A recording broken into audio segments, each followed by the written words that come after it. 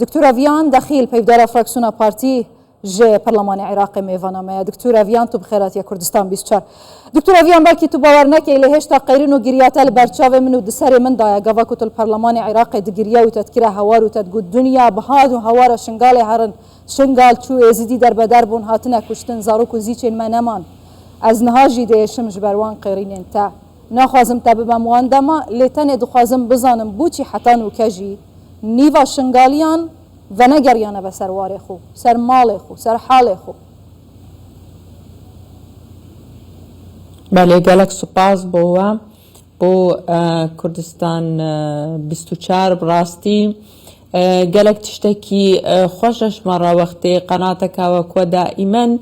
البيراوان هيا كتشتي جرينج يعني تشتي حادثة مهم تشيد بها كرشنغالي بها كبو ازديابي يكسر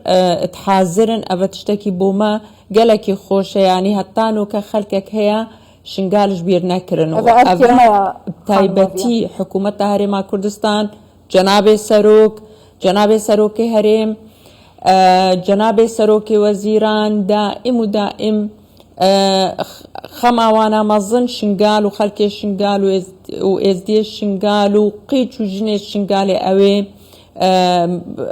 كفتنا بندستي داعش براستي بشتي نحصالة وأهمي ظانن أو أحداثي 2015 وقت جناب سروك بخول قل مجموعة بيشمرقيت قارماني تخوب 23 روج الوان درو تشيامان قلتن أم فناقرن حتى أم شنقالي رزقارنا كانوا فعلا الروجا سيزدي مها تشينا دو شنقال هاتا رزقار كرن بلام ها كان ببينم بشتي نحصالة أو همي شهيد وبرينداري تميت بيشمرقيت قارمان تشون بهترش تقريبا 1600 شهيد وبريندار الوي شر داعش تشون بس هكم لي بنيرن واقعي حالي ويدري شنقال هاتانها وك خويا او خلكي ما يفقري او خلكي ما ديسا سر شارع آية قالك شوان نخاني هيا نا ابدان كرن هيا نا امان هيا بشتي هنجي ديسا ما طبعا افهمي چونك هيزت ما هيزت بيشمرقة بارتي نالشنقالينا اما ميزان بشتي خيانة 16 اكتوبر مقراتي مو بيشمرقيت من كارم بشنا شنقالي جبرويكي حتى نها شنقالة وساي هكا بارتي فقرا با شنقالي نها وضع الشنقالي نوساد بنها وضع الشنقالي وكا همي دورو بريد دي اوي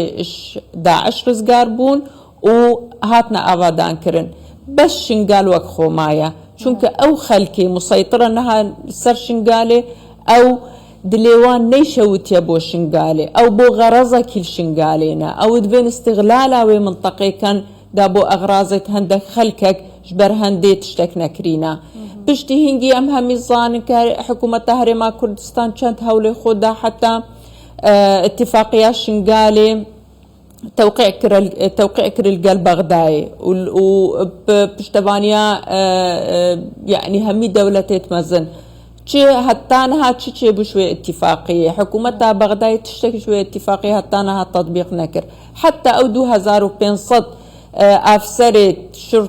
شرطة محلية شنقالي او مفروض الشنقالي بان هتانها نيفيت وانجي تعين نكرينا نا حكومتها محلي هيا نقف هيزي تشك دارت ام نظان نشكي دري هاتينا هتانها الشنقالي نهاتنا دري هتانها ابدان كرنينا هكا خلكي شنقالي بان هكا حكومتها محلية شنقالي او بخو خلكي شنقالي بان نهاوي مطالبة كربانش اش محافظة نينواش حكومتها بغداي كاورن بوما تخصيصاتها دين موازنة كي دين دا ام بكاربن شنقال ابدان كر داخل كيما فقره حكومتها عراقي تشكريا اف موضوع دا وزارة كوتش وكوجبران على اساس هر عائلة كي 4 مليون ويدني ودا فقرهن او 4 مليون جي ندانا خلكي سوري يعني ببورن درول خلكي كرن قلت نوان فقرن امي 4 مليون ادنا باش 4 مليون ويتيرا تشكا تيرا او عائلتك او تشي فقري خانيوي همي كفتيا وخاني خوديسا افاكا وغرفكش خورا افاكا كي وزارتها كوتش وكوجبران يعني حكومتها بغداد هم ام 4 مليون بدني وچه خانيكش خورا آواكا مسؤولية ميت بغداي كارن طبعا نكارن بس بو في اف بلنغازت ميت خلق شنغالي ودقينا وان ورن فقرهن وفا 4 مليون واوجي نادنوان خلقي ما شو الشنغالي اوي تشون طبعا وبوشمان بون وهاتانو كمناشدات تمتكن ودقينا ما ام تشون وتشتكي منينا اميشن خيفتت خلوة دري دينن نكهرب هيا نآف هيا نري هيا مستشفيات باش هينا مدارس باش هينا ما مصطام باشا أفا وضعه هكا أم جارنا ليت نيرن أم زانن كس يعني كسرة نبو وبو خدام بو قضيامة غيري هرما كردستان وغيري بارتي وغيري سروق بارزاني چونك هكا أم ببين إن ملف شنغالي إيش آخر اهتمامات الحكومة العراقية ملف أو 2003 قيش جنت إزدي هتانها جهوان خيانينا هتانها زاروت إزدي أم نظام كي داري أف ملفة نل اهتمامات حكومة العراقية نهائيا أو قيتشو جنو ظلامو إزدي أو وساب سريوان هاتي وفقرهان هتانها الكمباترونشتينا في سرماية في قرماية چه اهتمام قوانها هاتينا النفسة وقتها كان ببهنن آوارت ونازحيت مخيم الهول كهمي داعشن تينن والمخيم الجدعة تمينن وهم اهتمام كامل ورعاية وصحة وريهابيتيشن وإعادة تأهيل ونزتش بوانتشي كأمزان قلت شوانجي إرهابي بون قلت شوانجي داعش بون دبيجن أفا نه سال سر آزاد کرنا شنگالی در باز بو هجینی و شنگالیان آواره و در بدرن ریکفتنا هاتیه کرن پیشیز دادتر 2 سالان دنا برای حکومت هرمه و حکومت فدرال بو آرام کرن و آودان کرن شنگالی بو بریار شنگالیان وگر دست شنگالیان بو بچاف دریان توین یک بو یعنی بو چی نتوین یک بو ولات انزل هزین جهانی لسر به پرسیدنگی خوناکن حکومت عراق پابند بکن بجه کرنا بندن و رکفتنه ما قالك دعوة كريا إيش سفارات إيش أف دولة أوروبية قوات كزختك السر حكومتها بغداد بكن كأفريقيا فتنا لازمة تشبه أمها ميزانين فترة عند قيادات بغداد دارت كافن بحثة اتفاقية شنغالي النما اتفاقية شنغالي شو بتبي راما وكا مادة صدو تشيل هر فترة قدي در كافن دي وقينا ما والله مادة صدو تشيل نما بلام اف حقوقات خلكينا اف حتى ديمين افريكا فتنا حتى ديميني حتى تطبيقت كان ديار قوتك هي قوتك مظنة ناهي لحكومتها بغداد اف اتفاقية تطبيقك والا كان جارة ملقى الوزير داخلي اخف يا بوفان افسروا وشرطة محلية شنغالي كام تشتك هتانها تشتك لابويا حكومتها محلية هتانها مانكاري طبعا او دي بطريقك حكومتك محلي دين قائمة كي دين كتشينا بي او هكتو قائمة كيان رئيسي وحدك اداري ديني لازمة همي خلكي وي منطقي او في شخص اختيارك نجهتك خارجي اختيارك ام قبلنا كان حشد الشعبي ام بكا قائمة برلمان بوشي حتى نشيا رولكي بسياسة خود دينن برلمان عراقي بوشي حتى نو كنشيا رول بجيريتن دنا شاركرنا حكومة عراقي هرچنا بيتن بو آفدان كرنا الشنغالي ام بيجين صدا حفتويا الشنغالي ويرانا سر هفده هاتي جبلي وجودا جروبين شكدار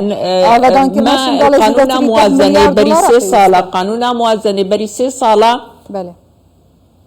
عفوا قانون موازنة بري 3 سالة ما صندوق قداني بو شنغالي وما موازنك بورا ترخانكر بلام وقت تو تشتكي بنا استراتيجية تشيتكي كهندك خلككي غريب الشنغالينا تنكاري بچي خدمتك بويدري تقديم كي وتنظاني او خلكي ويدري كينا مكتبنو كازي مثالك يدمت مكتبك هي سفارة ياباني او مكتبة مدرسة كامظنا آذا كريا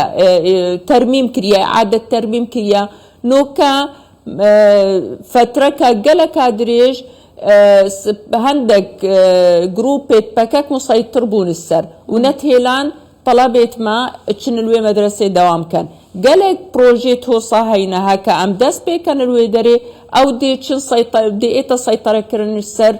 جوان دارا مهمترين خطوة بو خلكي ما فقري أمنو أمانتا مهمترين خطوة أو تشك دارت كأمن ظانن أو جروباتت كأمن ظانن عائدي كينا طبعا وقت جروباتت غريب جي هين الويدري أو جي فرصتك بو هندك دولة بين في منطقة قصف كان شنقالي قصف كان شنك هندك تشك دار تجي فان دولتت دراوسيت ما شولت كان جبر هندي لازمة خطوايا كي أفتشك دارت غريب دركفن هكا باكاك بن هكا هندك مجاميع حشد الشعبينا أوي أمنظان ولا إيوان بوكينا أفخلك لازمة دركفي الشنقالي خلكي شنقالي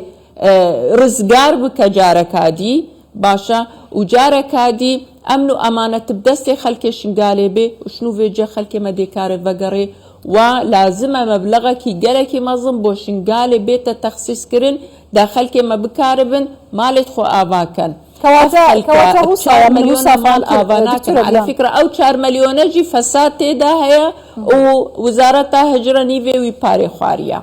كواتا شنقالا رزقار كري پێویستی بە ڕزگارکردنەکە دی هەیە ji destê van gropên çekdar bi kurtîş kere maxû yanî va sala kêmtira maya eger li gorî yasayê bîtin dê Iraq ber bi helbijartin ave çîtin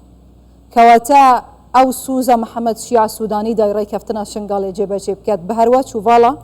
naket neşêt ركفتنا شنقالي حكومة هريما كردستان القل كاظمي كر بلا وقتي محمد الشيع السوداني هاد ديار قوتك هبو نهي لا أفريكفتنا تمامك وإلا أو محمد الشيع السوداني قالك متفهمة القل قضية إيزدي قالك رؤياوي هيا القل ما بو هشتا وقتي وزير عمل بو وزير حقوق إنسان بو قالك متعاون بو القال مالفي قضية بلام ديارة دستك تيدا هيا كأفريكفتنا تطبيق نبي شبر ويكي طبعا انتخابات بينين حكومة ببدلي نبدلي ما واقعك هيا خلكي مال كامبانا وده صال بس أبنه صال شنقال رزقار بو شنقال لازم بيت آفادان كرن جروبات غريب دركبن خلكي ما بقرنا جهة خو جهة وارد خو چونك في وضعي شو يعني جيلك كامل ما هيش ازديت ما خلكي شنقالي ازدي وغير ازدي شنقال نديتينا أفا بحد داخو أفا جينوسايتك خانما ویان داخل پیودار فراکسیون پارتی لپارلمان عراقی گلک سپاس خانما هجا بیدرد و بلاو سرکفتی بن به هیوی مروجه که دگل هوا باغ وین دما شنگال بو شنگالی آود گریت